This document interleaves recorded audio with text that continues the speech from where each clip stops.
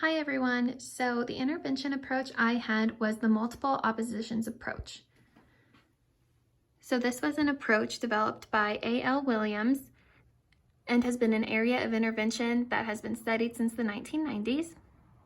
We'll first talk about the target populations. So this approach is specifically for children with speech sound disorders, those who have moderate to severe speech disorders, and have speech intelligibility impairments. So this is for children who are 36 to 72 months of age and who produce at least 6 sounds in error across different manner classes of sound production. So this is primarily used with children who have multiple sound errors that originate from a non-organic basis. And it's used with children in which the primary concern is speech intelligibility, limited sound inventories, often with restricted distribution of available sounds across all word positions and in consonant clusters. And it's used for those who have intelligibility that results from the presence of homonymy, or however you say it, that occurs when the child produces one sound for several different target sounds. So next, we'll talk about the philosophy of this approach.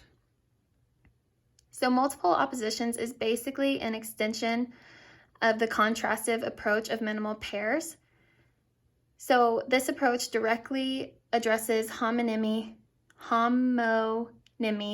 through the use of larger treatment sets of contrastive word pairs using sounds that were selected from across the rule set or phoneme collapse. So in comparison to minimal pairs that uses just one set of pairs, this uses a larger treatment set. So the larger treatment set of multiple oppositions approach incorporate the child's rule or phoneme collapse more systematically than would be accomplished by singular contrastive approaches. So the main researcher, A.L. Williams, had 2 hypotheses for this approach. One was more supporting minimal pairs and that it would be simpler and easier for a child to grasp, but the hypothesis that supported multiple oppositions was that single oppositions would be relatively more difficult to learn and integrate phonemically, although the child would have only a single new contrast to learn. It is fragmented from a larger, more diverse rule pattern, and thus is more difficult to integrate into a new rule set. So this suggests that multiple oppositions would present the child with a range and diversity of new contrasts, which would therefore facilitate discovery of the extent of the new rule to be learned and increase generalization. And therefore, the child would need less time in treatment and be able to generalize the rule quicker. So the theoretical basis involves 2 constructs: the function of a phonology to signal differences in meaning through contrastive phonemes in order to avoid homonymy, and selection of intervention targets from across a rule set that represent the function of the phoneme collapse and are maximally distinct from the child's error substitute. Okay, so now we'll talk about procedures involved with intervention, and I broke this up into the targets, treatment phases, and sessions. So for targets, so this approach directly focuses on speech output through production of contrastive word pairs. So with this approach, you can target substitution errors through production of vowels or singleton consonants, or syllable structure errors involving consonant clusters or deletions of consonants. So target sounds should be selected based on maximal classification and maximal distinction. What that means is you should choose targets that represent the greatest phonetic distance in order to expand relevant frame of learning required, as well as to increase the saliency of contrasts. So when you're choosing your targets, you should choose the ones that have the greatest difference in manner, voicing, and placement, along with other factors. And then up to 4 target sounds can be chosen for one rule set. Next, we'll go over to how sessions might be set up if you were to use this approach in intervention.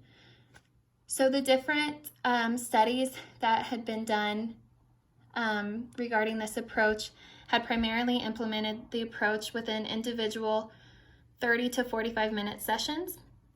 So it talked about how you could incorporate it into small group sessions. However, especially at the beginning and for more severe cases, you would really want to focus on doing this approach on an individual basis. And then as the child improves, or if the child has other goals that maybe target other aspects of language like social pragmatics or something like that, then you can maybe implement it in a small group setting. So services are provided by the SLP. However, parents may engage as supplementary agents.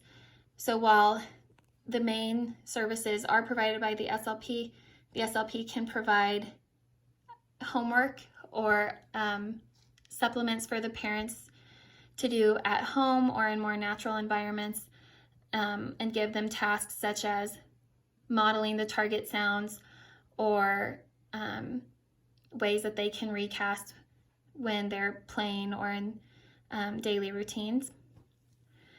And then it's recommended that sessions should be twice a week. And in the studies provided, the sessions were typically lasted 21 to 42 sessions. And then, of course, there is children with greater severity required longer periods of intervention, so they required more sessions. And they strongly suggested twice a week for this amount of time because it's so important to have those high repetitions and consistency when trying to target all of these sound errors. So next we'll talk about the treatment phases. So for this approach, there's 4 phases of treatment. The first phase is familiarization and production of contrasts. So in this phase, the SLP creates meaningful context for intervention by familiarizing the child to 3 important aspects of intervention. So they want to familiarize the rule, the target sounds, and if you have any pictured stimuli and vocabulary. So like if you have specific picture cards you're using or other specific stimuli you're going to be using in your therapy, you can familiarize them with that in this phase as well. So during this phase, feedback is immediate with lots of modeling and recasts. And then this phase is highly structured as well. So in phase 2, this is production of the contrasts and interactive play. So this is where we still have that kind of drilled practice, but it's in a more naturalistic activity or environment. So this phase really emphasizes the phonetic aspects of sound learning through dense response rates of imitative productions. However, the phonetic practice is linked to the use of the new sound contrast and naturalistic play activities within each session. And then training criterion is specified from changing imitative to spontaneous production. So you start off in an imitative production, then if they reach 70% accuracy in 2 consecutive training sets for imitative, then you can move on to spontaneous production. Once again, in this phase, feedback is immediate with lots of modeling and recasts from the SLP. And this phase is also highly structured as well. So phases 3 and 4 are very similar to each other. So I'll kind of cover those together. So for both 3 and 4, 3 is production of contrast with communicative context. 4 is conversational recasts. For both of these, you want to place more emphasis on the contrastive function of the target sounds within communicative and conversational contexts. Feedback is delayed using semantic confusion and wrong clinician models to encourage self-monitoring. So instead of immediate feedback, it's becoming less to encourage more self-monitoring from the child. Focus moves to conversationally appropriate and embedded context in low salience activities. So we're focusing more on conversational aspects. And functionality changes to a diverse response set of open-ended responses that require minimal support. So we are now less structured and looking for more open-ended responses and more free activities rather than those drill activities like in phase 1 and 2. So I included this concept map within my big concept map because I think it shows how we move through those phases nicely. So we move through phase 1, 2. If we reach the training criterion, we move through phase 3.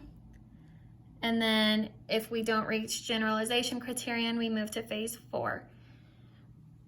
So I thought that was nice to include how those phases all work together. So that has been an overview of the multiple oppositions approach, and hopefully you've learned a little bit about this approach and maybe can use it one day in treatment. Thanks.